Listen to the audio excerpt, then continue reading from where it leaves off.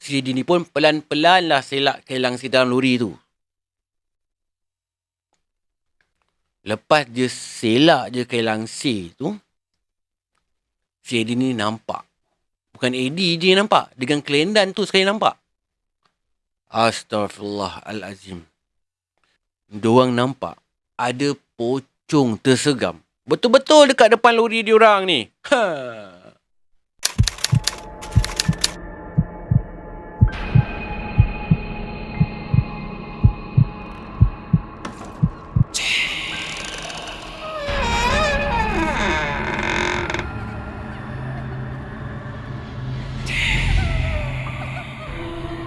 اللهم صل على سيدنا محمد وآله وصحبه وسلم. Bismillahirrahmanirrahim. Allahumma salli ala Sayyidina Muhammad. Assalamualaikum warahmatullahi wabarakatuh. Salam sejahtera, salam satu Malaysia dan salam satu Nusantara. Welcome back guys to Malam Mistik. Terima kasih buat korang yang masih lagi bersama dengan aku. Dan yang masih lagi sudi nak dengar mulut aku ni membebel dalam channel Anas Rahmat ni. Alright, storyteller yang menghantui malam sunyi anda. Alright guys, malam ni aku nak sembang pasal dua kisah yang dikongsikan oleh member kita ni. Yang dulu dia pernah cerita pengalaman dia sebagai kelendan lori. Tapi kali ni dia dah jadi driver lori dah. Kalau korang yang masih belum dengar kisah Long ni, masa dia bertugas sebagai kelendan lori, aku dah letakkan pun linknya kat bawah ni. Nanti bila aku dah habis bercerita ni, korang boleh terus layan je cerita Long ni yang masa tu dia masih lagi bertugas sebagai kelendan lori. Sejujurnya guys, aku rasa pengalaman Along ni memang best. So korang kena layan cerita kisah-kisah Along ni. Alright? Okey, sebelum aku nak teruskan dengan cerita malam ni, seperti biasa, belanja subscribe aku dulu buat yang masih belum subscribe aku ni. Tekanlah sekali loceng tu kalau korang nak terima notifikasi daripada channel Anas Rahmat ni. So, di masa akan datang nanti korang taklah tertunggu-tunggu kan bila cerita baru aku akan keluar. Sebab bila ada loceng je, cerita baru keluar, keting. Dia akan bagi tahu korang cerita Anas Rahmat ni dah release cerita yang baru. So, lebih mudah sikit lah korang untuk dengar cerita aku dan tak terlepas pun cerita aku ni. Alright. Tapi jangan lupa sekali tu like dan share sekali guys cerita aku ni supaya aku cepat sikit capai 10k subscriber. Sebab bila channel aku ni makin berkembang maju, makin bersemangatlah aku nak bercerita kisah-kisah seram ni kat korang. Alright, terima kasih jugalah aku ucapkan kat korang semua yang sentiasa support channel aku ni daripada start aku bercerita hinggalah hari ni. Okay? So kita dah boleh start dah ni. Korang dah standby popcorn ke belum? Dah ready dah ke belum? Ready? Okay, kalau korang dah ready, jom layan cerita yang pertama ni. Let's go.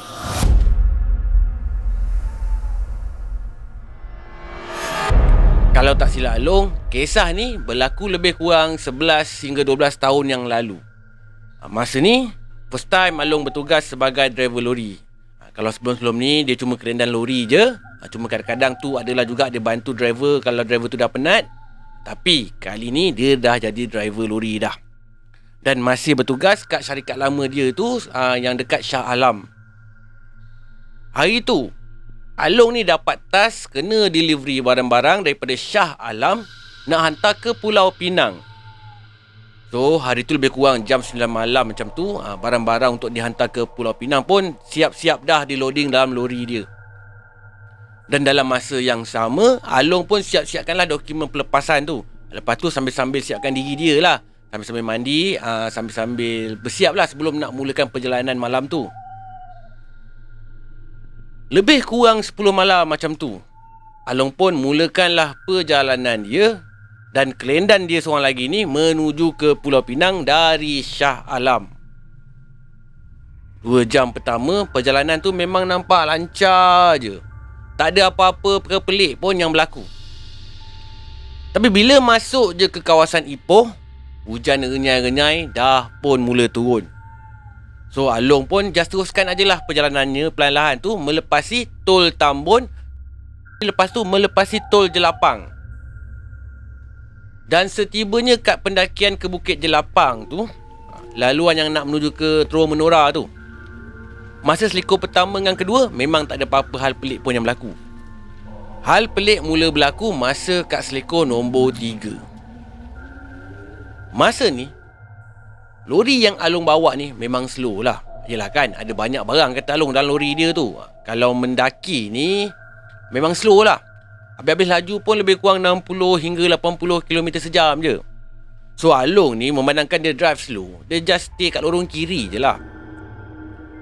Bila nak masuk kat selekor nombor 3 tu je, masa ni Along dengan kelendan dia memang tengah rancak sangat lah berborak. Sampai kat selekor nombor 3 tu, Along ni terkejut bila dengan tiba-tiba je dia nampak ada satu sosok tubuh orang ni berjalan dekat tepi jalan. Dia jalan mendepani Along, bertentang lah dengan Along.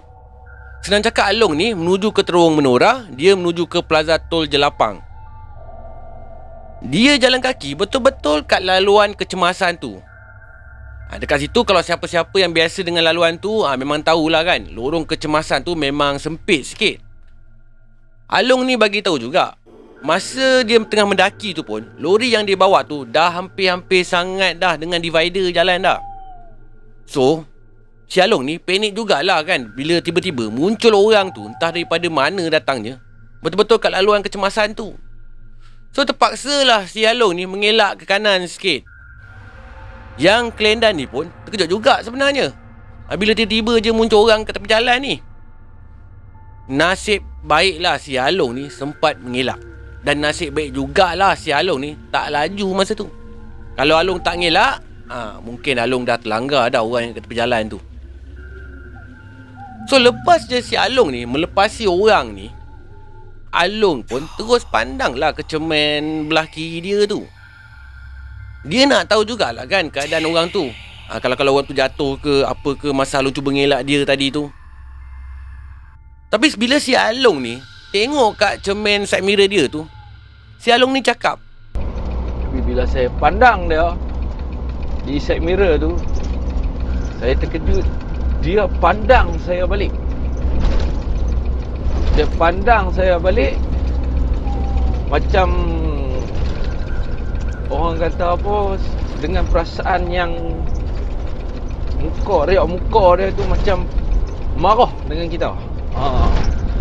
Perasaan yang marah kan, kita boleh nampak riak muka dia tu. Jadi keadaan dia ni berpakaian baju lusuh dengan rambut panjang. Saya tak pasti sama ada dia lelaki ataupun perempuan. lepas daripada tu Along ni pun teruskan aja perjalanan dia ke Penang tu. Sambil tu dia berborak-borak lah dengan kelendan lori dia ni, bertopikkan apa yang dia orang nampak tadi tu. Sebenarnya diorang berdua ni agak pelik juga masa tu. Yelah kan, kat tengah-tengah jalan ni tiba-tiba muncul je benda lah ni. Kalau benda yang dia nampak tu orang, daripada mana dia muncul pula kan kat tengah-tengah jalan ni? Tengah hujan pula tu. Kalau kereta dia jatuh gaung, mestilah dia dah panik kan sambil tahan-tahan kereta atau apa-apa kenderaan yang lalu lalang kat situ. Tapi dia nampak macam steady je. Kalau benda yang dia nampak ni hantu pula. Tapi Along cakap benda ni langsung tak nampak macam hantu pun. Nampak memang bentuknya macam orang-orang biasa je. Cuma paras bentuk dia je lah yang nampak macam kusut masai sikit. Penampakan benda Allah ni terus menjadi persoalan buat Along dengan kelendan dia sepanjang perjalanan tu. So Along ni pun teruskan ajalah perjalanan diorang tu menuju ke Pulau Pinang. Bila lepas je Terowong Menora, jalan nak turun daripada Terowong Menora tu, hinggalah sampai ke Cangkat Jering, hujan masih lagi tak berhenti pun. Masih turun ngenyai-ngenyai je. Along pula just drive pelan-pelan kat lorong belah kiri dengan penuh hati-hati. Along masih ingat lagi masa tu, dia drive lebih kurang 60 km sejam je. Waktu pula masa tu lebih kurang jam 1-2 pagi. Dengan tiba-tiba Along ni dia terperasan ada seekor anjing warna hitam tengah cuba nak melintas jalan. So si Along ni duk tanya jugalah kan kat kelendan dia, hang nampak tak benda lah yang nak melintas tu?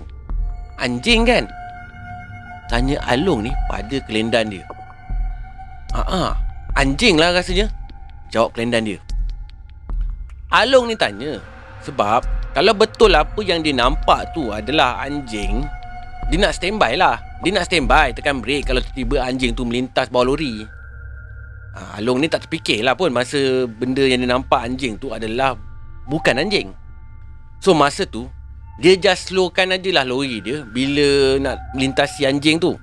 Tapi anjing tu just duduk je kat tepi jalan sambil dia perhati je Along ni melepasi dia. Lebih kurang pukul 3 pagi, 3 pagi macam tu, dua ni pun sampailah dekat Pulau Pinang. Sampai-sampai kat Pulau Pinang, Along ni singgah dulu ke rumah saudara dia. Dia nak tumpang rehat-rehatkan badan sebelum pagi tu nak sambung kerja delivery barang kat beberapa kawasan dalam Pulau Pinang. Saudara Along ni, dia ada kelebihan sikit. Ada kala mata dia tu boleh nampak benda-benda gaib ataupun benda-benda pelik sikit. Tapi kadang-kadang tu ada kala memang tak nampak langsung. So bila Along dengan kelendan dia sampai je kat depan pintu rumah saudara dia, masa tu saudara Along ni pun buka je lah pintu rumah. Baru je Along ni nak masuk dalam rumah, saudara Along ni pun cakap lah dekat Along, tadi masa hang call, hang cakap hang berdua je. Kenapa bila sampai rumah aku 4 orang pula? Kenapa tak cakap awal-awal nak main 4 orang? Boleh settle tempat tidur 4 orang sekali. Bila Along dengan kelendan dia ni mendengarkan apa yang saudara Along cakap macam tu, diorang berdua ni terasa pelik dah. Datang mana pula lagi 2 orang ni? Dah memang diorang berdua aja yang dalam lori tu. Dari awal lagi pun, daripada kat Shah Alam lagi pun, memang berdua aja. Tak ada pula diorang ni berempat. Tapi si Along ni tak cakap apa-apa pun dekat saudara dia malam tu. Dia just diam je. Dia langsung tak cakap atau cerita pun apa-apa kat saudara dia tu yang sebenarnya diorang ni datang malam tu berdua je. Dia takut saudara dia pula yang jadi panik. So Along ni just sengih je lah. Lepas masuk terus ke dalam rumah tu, lepas tu si Along ni terus je bersih-bersihkan kaki dia, bersih-bersihkan badan, terus je dia masuk tidur. Esok paginya, waktu Along ni bangun tidur dan nak pergi kerja tu, masa sarapan tu, sekali lagi saudara dia ni tegur si Along. Mana kawan hang yang lagi 2 orang semalam tu? Depa dah keluar awal ke? Dah kenapa tak sarap dulu sebelum keluar? Masa ni Along duk tengok muka kelendan dia, kelendan dia pun duk tengok muka si Along. Masing-masing pun buntu, tak tahu nak jawab apa. Masa ni memang dua-dua pun terasa pelik dah. Si Along ni tanyalah kat saudara dia semalam, masa dia nampak kawan Along yang lagi 2 orang ni, macam mana rupa bentuk muka dia. Saudara si Along ni pun bagi tahu yang dia nampak tu seorang laki-laki, seorang lagi perempuan. Yang perempuan tu rambut dia panjang, tapi tak pakai tudung pun. So mendengarkan macam tu, si Along ni just diam je.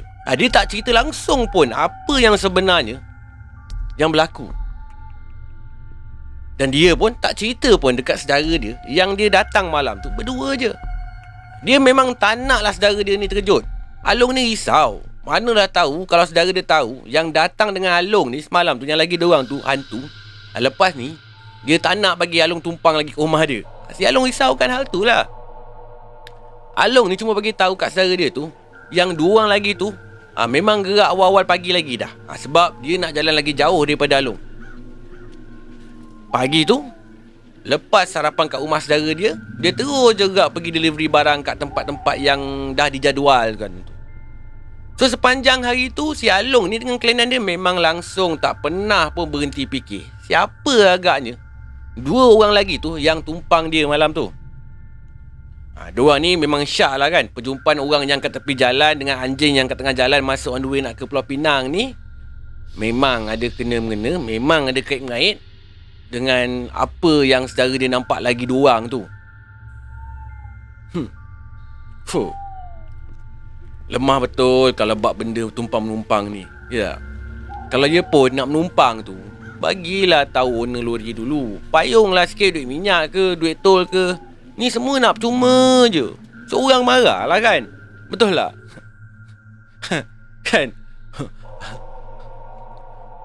Main-main kawan Nas main-main kena kat batang hidung sendiri sekarang. Baru tahu langit tinggi ke rendah. Bercakap pasal main-main ni, cerita yang kedua ni yang bakal aku nak cerita lepas ni pun ada kait-mengait pasal main-main juga. So, jomlah yang cerita nombor 2 ni. Let's go guys, let's go.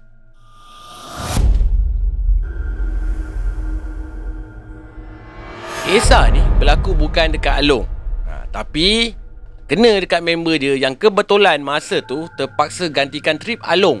Trip Along ke utara, iaitu ke Pulau Pinang. Nak dijadikan cerita, sepatutnya Along yang ditugaskan dengan kelendan biasa dia tu untuk trip delivery barang daripada Shah Alam ke Pulau Pinang masa tu. Tapi memandangkan masa tu Along ni cuti, so kenalah member dia gantikan trip Along malam tu bersama dengan kelendan yang biasa dengan Along ni. Senang cakap, cuma replace driver je lah. Lori dengan kelendan semua still yang sama lagi. Nama kawan Along yang gantikan dia hari tu adalah Eddie. Eddie ni dia budak Sabah. Ini adalah trip kali pertama dia hantar barang ke arah utara. Biasanya trip dia hanyalah ke arah selatan je. Tapi kali ni dia terpaksa gantikan Along untuk trip ke Pulau Pinang. Masa Along nak serah kunci lori dia pada si Eddie ni, Along ni sempatlah juga pesan dekat Eddie ni. Sebab memandangkan kali ni kali pertama si Eddie nak ke kawasan utara kan. So Along ni pesan-pesan lah awal-awal. Along ni pesan, kalau balik daripada arah utara nanti, kalau waktu malam, jangan singgah dekat R&R Gua Tempurung. Kalau waktu siang tu nak singgah tu tak ada masalah. Cuma kalau malam je, jangan singgah dekat R&R Gua Tempurung. Sebab R&R Gua Tempurung tu agak keras sikit. Kadang-kadang benda ni suka mengusik. Lebih-lebih lagi kalau driver lori yang berhenti rehat atau tidur dekat kawasan tu. Ramai dah pilot-pilot darat yang dah kena ke R&R tu. Bila si Eddie ni mendengarkan macam tu, dengan steadynya terus dia jawab dekat Along ni, ini Eddie lah, orang Sabah. Orang Sabah ni mana reti nak takut dengan apa-apa pun. Si Along ni pun, bila si Eddie dah cakap macam tu, cepat-cepatlah dia sound balik dekat Eddie. Mulut hang tu jaga sikit. Kalau dia main nanti, takut hang tak larat nak hadap nanti. Si Eddie pula sambung balik lepas tu, aku tak heran Long dengan benda-benda macam ni. Apa ada hal pun. Alah, biasa je lah benda-benda macam ni. Sebenarnya guys, si Eddie ni niatnya nak bergurau je dengan si Along ni. Tak terlintas pun dalam hati dia nak cakap besar. Tapi manakan dah terlepaskan ayat-ayat macam tu kan. So, si Eddie ni kena terima je lah akibatnya kalau dah terkena nanti. So, hari tu, bila dah siap-siap loading barang malam tu, Eddie dengan kelendan dia pun berlepaslah ke Pulau Pinang malam tu juga. Along ni cerita, masa perjalanan pergi ke Pulau Pinang tu, tak ada masalah apa-apa pun yang berlaku pada Eddie. Kejadian seram ni terjadi masa perjalanan balik daripada Pulau Pinang nak ke Shah Alam. Kejadian yang memang si Eddie ni takkan lupa dalam hidup dia. Dan secara tak langsung menjadikan dia serik nak ambil job ke arah utara selepas tu. Kisahnya macam ni. Lepas daripada delivery barang kat sekitar kawasan Pulau Pinang hari tu, si Eddie ni pun berlepas baliklah ke Shah Alam. Masa dia nak balik tu, waktu dah malam sangat dah. Lebih kurang jam 9 hingga 10 malam kalau tak salah si Eddie ni. On the way nak ke Shah Alam tu, lepas je daripada Sempang Pulai, si Eddie ni dengan tiba-tiba dia rasa letih sangat badan dia. Lepas tu, mata dia pula terasa mengantuk sangat. Dia punya mengantuk tu macam tak boleh angkat langsung kelopak mata dia ni. So, si Eddie ni pun ambil keputusan. Daripada dia membahayakan diri dia memandu lori dalam keadaan mengantuk, lebih baik dia berhenti rehat dan cas mata dia kejap. So, dia pun ambil keputusan untuk berhenti rehat dekat R&R Gua Tempurung. Masa ni si Eddie ni tak teringat langsung pun pesan Along ni kat dia. Masa dia ambil kunci lori pada Along masa tu. Padahal si Along ni dah cakap dah pun, jangan berhenti rehat dekat R&R Gua Tempurung kalau malam-malam hari. Tapi si Eddie ni, dia pergi berhenti juga kat situ. Sampai-sampai kat R&R Gua Tempurung malam tu, si Eddie ni perasan ada satu lori kargo parking dekat kawasan tu. So Eddie ni pun parking lah lori dia betul-betul dekat belakang lori kargo ni. Untuk pengetahuan korang, R&R Gua Tempurung ni terletak betul-betul dekat atas bukit. Kalau korang yang pernah ke arah utara atau sampai ke Ipoh, kalau nak balik semula ke arah Shah Alam ke, ada satu R&R kecil dekat atas bukit tu. Itulah R&R Gua Tempurung. Kalau pemandu lori yang dah biasa kat laluan ni, diorang cakap R&R Gua Tempurung ni memanglah keras sikit. Benda yang ada kat sini ni memang suka menyakap pemandu lori yang stay dekat situ. Biasanya, kalau ada driver lori yang berani stay dekat R&R Gua Tempurung waktu malam-malam macam tu, maksudnya driver lori tu, jiwa dia memang betul-betul kental. Sama ada dia memang betul-betul berani, atau hantu tu je memang takut dengan driver lori ni. Sebab dah ramai sangat, dah banyak sangat, dah kerap sangat dah pun driver lori diganggu dengan macam-macam perkara mistik dengan aneh dekat R&R Gua Tempurung ni. Sebab itulah si Along ni dah pesan dah awal-awal dengan si Eddie ni jangan berhenti dekat R&R Gua Tempurung ni. Back to the story guys. Masa si Eddie ni dengan kelendan dia tu baru je nak lelapkan mata, tengah-tengah terkebir-kebir mata sambil berangan-berangan tu kan, dengan tiba-tiba diorang berdua ni dikejutkan dengan satu bunyi dentuman. Bunyi tu macam ada satu benda yang besar jatuh betul-betul atas bondet lori diorang ni. Berdebap bunyinya. So diorang berdua ni yang masa tu tengah relax-relax nak pejamkan mata tu, memang terkejut beruk lah kan bila tiba-tiba ada bunyi benda jatuh atas lori diorang ni. Padahal si Eddie ni parking lori dia ni dekat tempat terbuka. Macam mana pula boleh ada benda yang jatuh dekat atas lori kalau diorang parking kat tempat terbuka? Takkan jatuh daripada langit, betul tak? Datang daripada mana benda yang jatuh ni?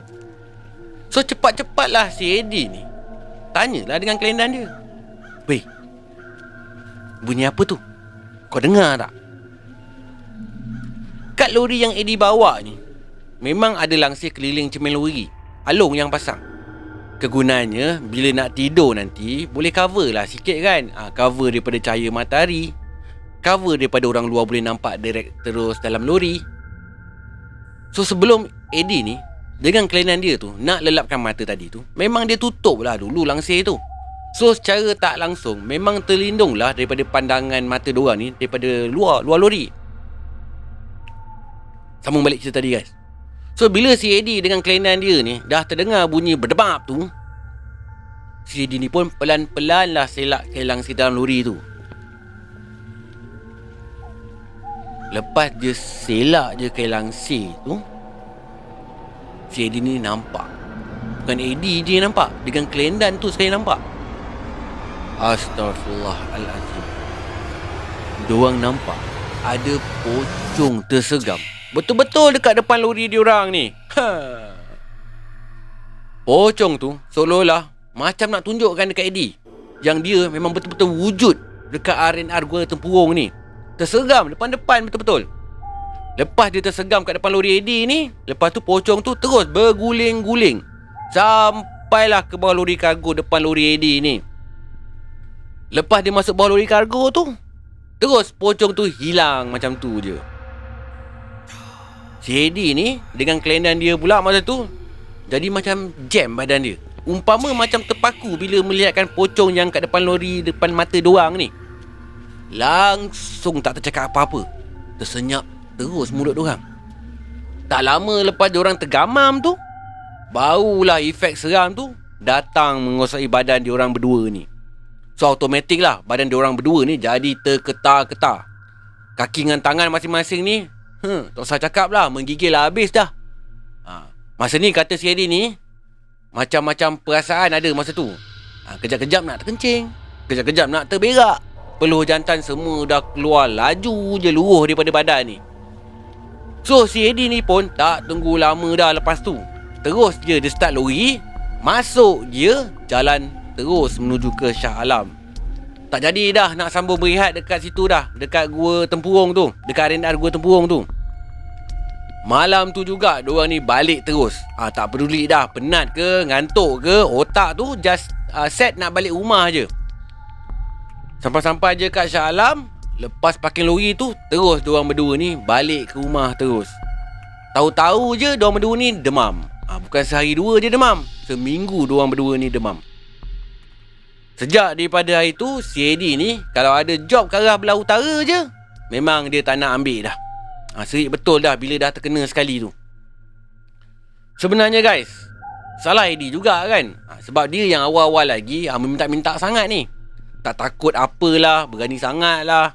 Padahal si Along ni dah pesan awal-awal dah, kalau balik menuju ke Shah Alam tu, jangan singgah R&R Gua Tempurung waktu malam. Tapi si Eddie ni degil sangat kan. So mendapatlah buahnya kan. Lagipun kan si Eddie ni dah cakap dia tak takut apa-apa. Betul tak? Bila benda ni tiba-tiba muncul, kan dah mendapat dah. Betul lah. So rasalah penangan pocong berkulit depan mata. Macam mana seramnya. Dah demam seminggu, tak pasal-pasal. Akibat cakap besar sangat. Aku selalu je pesan kat korang, kita ni, hidup ni tak boleh nak angkuh atau riak sangat. Kadang-kadang sebabkan perangai kita jugalah benda-benda macam ni nak datang menduga kita. Sebenarnya tak salah pun kalau kita ni sentiasa amalkan sikap rendah diri ni. Aku rasa lagi ramai orang suka kita kalau kita ni just humble je. Betul tak? Kan? So guys, pesan aku dan nasihat aku kat korang ni, ingat, siapa pun kita ni, tak kisahlah apa status kita pun, kaya ke, miskin ke, datuk ke, Tan Sri ke, kita ni kena hidup humble je, relax-relax je. Sebab bila satu hari nanti, bila kita mati pun, harta yang kita banyak ni, yang kita kumpul banyak-banyak ni pun, semua takkan boleh kita bawa pun. Apatah lagi status dengan darjat kita ni yang hidup kat muka bumi ni. Akhirnya, kain kapan yang macam pocong tu pakai jugalah yang kita ni akan sarung. So, renung-renungkanlah apa yang aku cakap ni. Kalau aku ada salah cakap, aku minta maaf. Tak niat pun aku nak singgung hati dan perasaan siapa-siapa yang dengar cerita aku ni. Tak maaf banyak-banyak. So, sampai sini je Malam Mistik kali ni. Sebelum tu aku nak ucap terima kasih dekat Long. Sebab berkongsi 2 cerita malam ni dekat segmen Malam Mistik. Kalau ada cerita-cerita lagi best lagi Long, jangan segan-segan kongsi-kongsi lagi Long, InsyaAllah. Buat korang yang nak kongsi cerita korang tu, boleh terus email aku ke malammistik@gmail.com. Atau korang boleh juga share melalui mana-mana sosial media aku. Tak kisahlah nak kongsi melalui IG ke, TikTok ke, FB ke. Yang paling penting mudah buat korang. Yang mana belum subscribe channel aku ni, jangan lupa tekan button merah tu. Rajin-rajinkan jari korang tu. Hit sekali like button tu. Alright? Kalau rajin lagi, nak best lagi, share cerita aku ni. Sehingga kita berjumpa lagi di Malam Mistik yang akan datang. Korang jaga diri baik-baik. Assalamualaikum warahmatullahi wabarakatuh. Salam sejahtera, salam satu Malaysia dan salam satu Nusantara. Goodbye. Malam Mistik.